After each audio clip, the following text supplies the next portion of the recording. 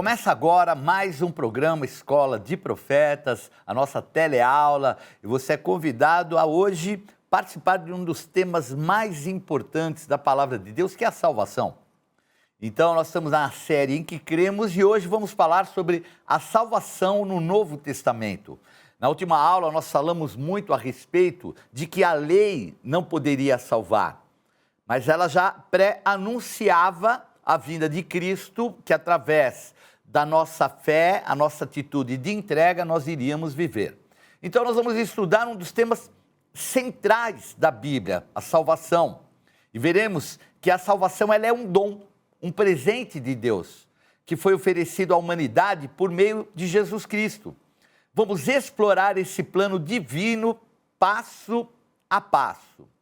E é difícil nós muitas vezes entendermos, mas o pecado chamado pecado original, ela é uma maldição hereditária que atravessou todas as gerações, levando o homem à morte espiritual já lá no início, Adão e Eva, e que hoje essa morte espiritual nos alcança. E a solução necessária para isso é a salvação. Vamos ler Romanos capítulo 5, versículo 12, que diz assim: portanto, assim como por um só homem entrou o pecado no mundo, e pelo pecado a morte, assim também a morte passou a todos os homens, porque todos pecaram. Então, nós vemos aqui uma colocação por parte do apóstolo Paulo meio estranha. Ele coloca aqui que a morte entrou através de um homem.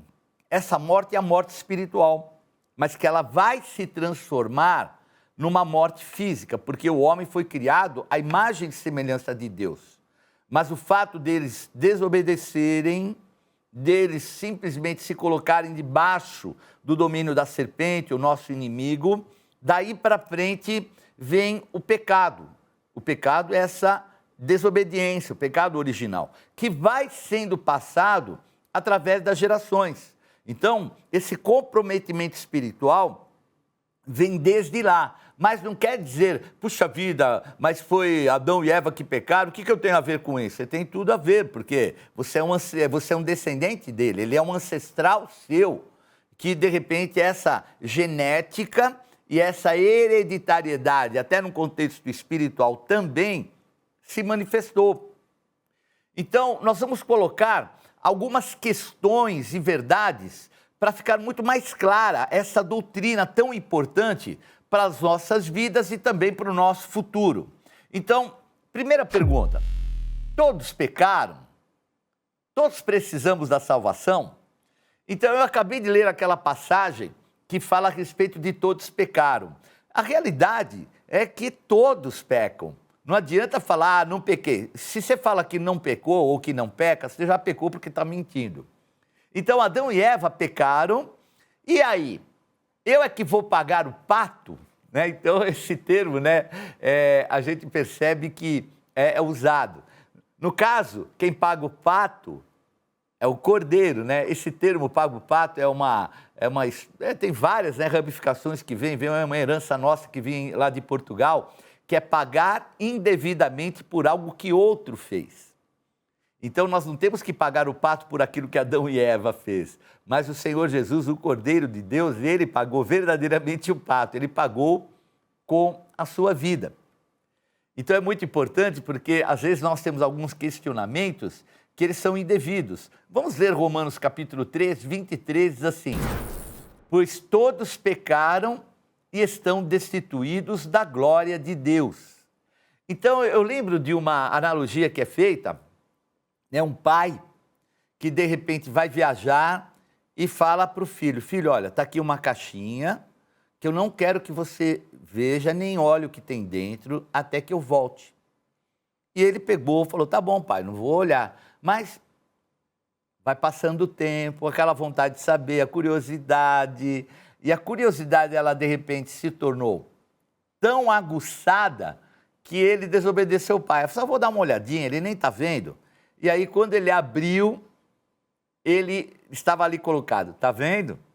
Todos nós desobedecemos e todos nós pecamos. E essa é uma realidade para que a gente possa entender, porque ainda que Adão e Eva tenham sido vamos dizer, originário pecado através dele, ele alcançou a nossa vida também e nós, infelizmente, cometemos. E um mal é que o pecado que você comete te habilita espiritualmente a você se aproximar do inimigo.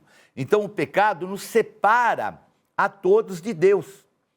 E essa, vamos dizer, separação é fruto da morte espiritual, que foi feita e provocada pela desobediência.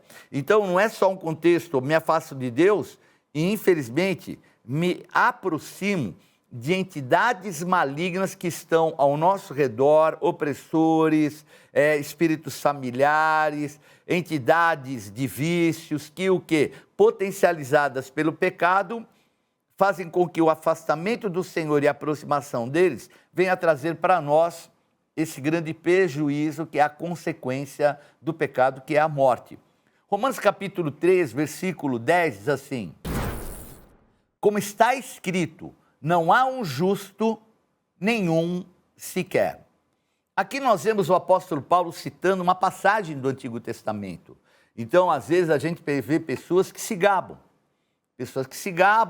de serem justas, fazerem tudo certinho, mas que, de repente, precisam da salvação da mesma forma. Eu lembro uma vez que era o início da igreja, e o apóstolo sempre teve um coração muito aberto às pessoas, entendendo, né, o sentimento de compaixão e de misericórdia em relação às pessoas. E naquela época tinha uma pessoa que estava participando do louvor que fumava. Então ele era como que um convidado de uma família inteira que já estava frequentando a igreja, a esposa salva, os filhos já na igreja, e ele foi convidado a participar. E ele estava começando a ir na igreja. E o apóstolo permitiu que ele dirigisse o louvor, estivesse ministrando. Uma outra pessoa que já estava há muito tempo já caminhando tudo, chegou e falou: poxa, mas apóstolo, né? Na época era Estevão, né? Estevão, me explica, ele fuma e está tocando violão aqui, louvando ao Senhor? Aí o apóstolo, com toda longanimidade, virou e falou para ele: sabe, tal pessoa, existem pecados que não têm cheiro, não aparecem, e muitas vezes são piores do que esse que aparece. Será que a gente não pode ter misericórdia dele, a ponto de que ele possa passar por esse processo de conversão e deixar de lado esse vício? Bom, parou por ali. E no final se converteu, deixou de fumar, porque exercemos aquilo que é a misericórdia. Então é muito importante nós entendermos que não há ninguém que seja justo, a ponto de ter a garantia da salvação. E o apóstolo Paulo, grande conhecedor das Escrituras, nos fala e deixa muito clara essa verdade. Então o apóstolo Paulo, ele até salienta essa verdade em Romanos 6:23, dizendo que o salário do pecado é a morte. E essa é uma realidade que nós falamos, né, até comentamos já no começo desta aula, e falamos também na aula anterior, quando falamos que a lei não salva. Então o pecado é uma marca que não adianta você achar: eu vou deixar de ser pecador para ser salvo. Você pode até deixar de ser pecador. O apóstolo Paulo mesmo fala que, segundo a lei, ele era perfeito, ele não falhava em relação à lei. Mas ele próprio fala que dentro dele havia uma questão que aquilo que ele desejava fazer, ele não fazia. E aquilo que ele não queria fazer, de repente, ele se via fazendo. Então ele entendeu que a libertação, vamos dizer assim, através de uma lei, não trazia resposta e nem para essa situação, essa consequência que o pecado que habitava nele trazia. Então, a consequência do pecado, que é a morte eterna. Mas em Cristo Jesus há uma esperança que nós temos que entender que ela é pela fé, é por uma entrega. Segunda questão: como eu posso ser merecedor? A realidade é que a oferta para nós vem de Deus. O dom da salvação não é mérito. Então, não é o que você é merecedor ou não. Então, Deus não nos abandonou. Ele não deixou que o homem ficasse ali debaixo do tacão da lei, debaixo do domínio do inimigo, da morte. Ele providenciou o seu dom gratuito. Então essa visão, muitas vezes, de que eu sou perfeito, ela é totalmente errônea, inadequada e não cumpre com o objetivo principal, que foi a morte do Senhor Jesus Cristo. Romanos 6, versículo 23b, diz assim: mas o dom gratuito de Deus é a vida eterna em Cristo Jesus, nosso Senhor. Então nós vemos aqui no Novo Testamento essa verdade, que é o dom gratuito, que é a entrega. Então veja que esse dom, ele se manifesta, como eu coloquei, através de algumas características do amor de Deus, que é a misericórdia, a compaixão, a tolerância. São valores espirituais muito importantes e sérios, que nós temos que compreender, principalmente nós que hoje somos conhecedores do saber. Então, se sabemos que a lei não salva, e se sabemos também que atitudes nossas não salvam, nós não temos que ter na nossa mente que preciso fazer boas obras para ser salvo. Não. Nós somos criados para fazer e realizar as boas obras. Então, há um diferencial muito grande em relação àquilo que são os propósitos de Deus e aquilo que nós podemos viver. Portanto, a salvação não é conquistada por obras, mas é um presente, é um dom gratuito, que faz parte desse amor e que nos leva a nós raciocinarmos, percebermos que não somos justos, que erramos, fazendo essa avaliação, e aí, de uma forma muito maior, a gente possa valorizar esse amor de Deus. Vamos ver agora, João, no capítulo 3, versículo 16, diz assim: porque Deus amou o mundo de tal maneira que deu o seu Filho unigênito, para que todo aquele que nele crê não pereça, mas tenha a vida eterna. Então a gente percebe através dessa, vamos dizer, esse versículo-chave. Esse é o versículo central da Bíblia toda. Deus deu o que? O seu Filho unigênito para que todo que nele cresce fosse salvo. Então, veio de Deus a salvação. E é muito interessante isso, né? Porque vai contra todo o contexto, muitas vezes, que alguns têm de serem bonzinhos. Porque a realidade é uma só, todos carecemos dessa misericórdia, desse amor, dessa compaixão do Senhor. Então nós confundimos muitas vezes aquilo que são características humanas com as características espirituais. Eu vou dar um exemplo para a gente entender.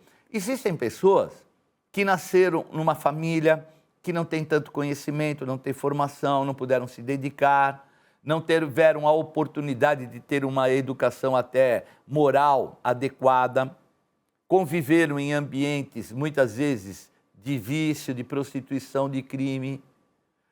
Como é que eu posso julgar uma pessoa, baseada no que eu vivi, dessa pessoa que viveu uma situação totalmente diferente do que a minha?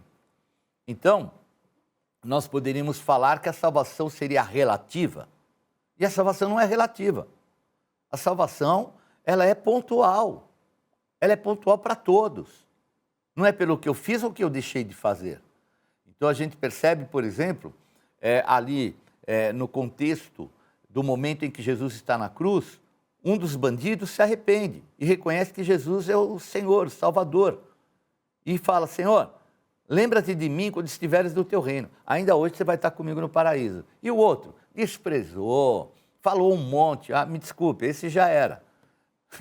Não sei para onde foi, né? Mas o que eu entendo é que ele já foi para o inferno, porque ele rejeitou a salvação. Mas vamos falar mais sobre isso depois do intervalo. Vamos a um pequeno intervalo, voltamos já já com mais Escola de Profetas.